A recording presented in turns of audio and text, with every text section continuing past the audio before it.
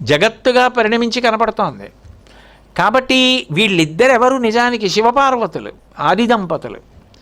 ఇప్పుడు ఈ బిందువుకి ఒక లక్షణం ఉంది. నేను సున్నా చుడతాను అన్నాను అనుకోండి. సున్నా చుడితే ఏం చేయాలి? నేను ఓ చుక్క పెట్టి ఇలా తిప్పుకొచ్చి ఇలా తిరిగి ఎక్కడికి వచ్చానో అక్కడ పక్కకి వెళ్ళిపోయాను. అప్పుడు సున్నా అవుతుందా? సున్నాను పెట్టలేదు, సున్నా నీ బతుకంటారు.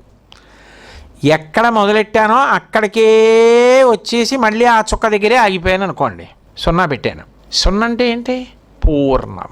ఎక్కడ మొదలయ్యానో అక్కడికి వచ్చి కలిసిపోయాను. ఎక్కడ జీవుణ్ణని విడిపోయానో అక్కడ మళ్ళీ బ్రహ్మమని తెలుసుకొని కలిసిపోయాను.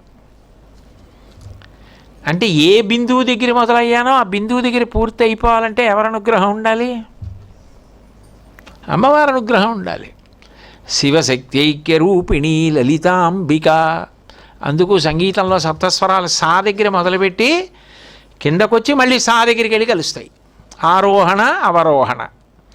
పైకెక్కితే జీవుడు బ్రహ్మమైనాడు, కిందకొస్తే బ్రహ్మము జీవుడైనాడు, మాయలోకి వచ్చాడు. బిందువు దగ్గర మొదలుపెట్టి మళ్ళీ తిరిగి బిందువు దగ్గరికి వెళ్ళిపోతే ఆగిపోయాడు. ఎందుకని? పూర్ణమైపోయింది.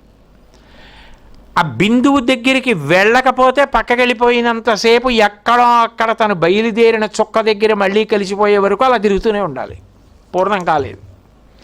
కాబట్టి బిందువు నామరూపాత్మకం. నాదం వెలువడినది శబ్దం.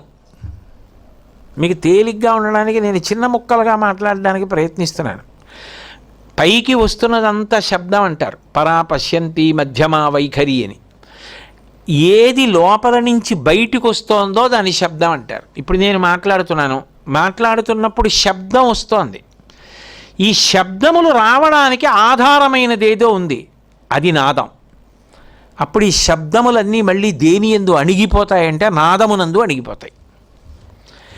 ఈ నాదమునందు అణిగిపోవడం అన్న మాట ఉందే, అది చాలా చాలా గొప్ప విశేషం. ఎందుకని అంటే సంగీతంలో శృతి స్వరం ఒక్కటైపోతాయి.